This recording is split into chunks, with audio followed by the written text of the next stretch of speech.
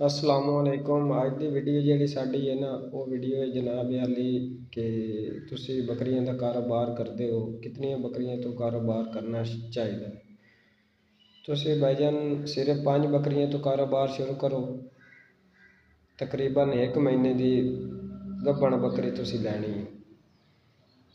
5 बकरियां तुसी लैनी है। इन्हां दी तकरीबन जी है ना बच्चे देवन की, दूसरा कितने महीने तक, 5 महीने तो 5 दिन तक तो बाद डिलीवरी हो जाती इन्हां दी।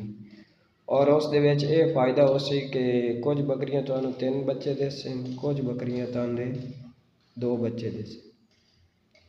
अगर 3 नहीं देंदियां 2 ही देवन, 5 दूनी 10, 10 बच्चों का फी बच्चा 15 तो 20 दिन का या 1 महीने का जोड़ा बच्चा है वो 20,000 रुपये का है।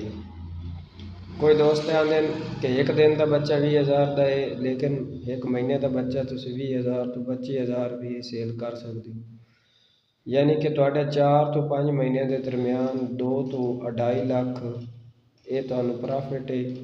और तुहाडे वास्ते ये बहुत ही फायदेमंद बिजनेस है। दूसरी गल है, अगर तुम 10 बकरियां रख सकते हो, ये तुहाडे ते ये भी रख सकते हो।